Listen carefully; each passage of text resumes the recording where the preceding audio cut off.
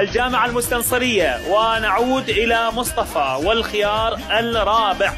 يلا. تراث المثنى. تراث المثنى. تراث المثنى.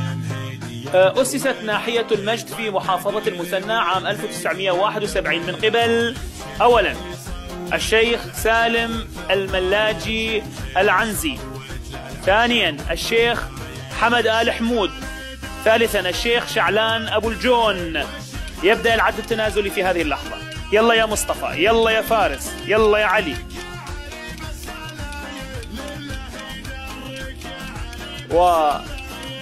والمشورة ما زالت مستمرة. نثبت على الخيار الثاني الشيخ حمد آل حمود. الشيخ حمد آل حمود إن شاء الله. أكيد؟ إن شاء الله أكيد. ثبت؟ ثبت. ثبت. والإجابة خاطئة، لكن الإجابة الصحيحة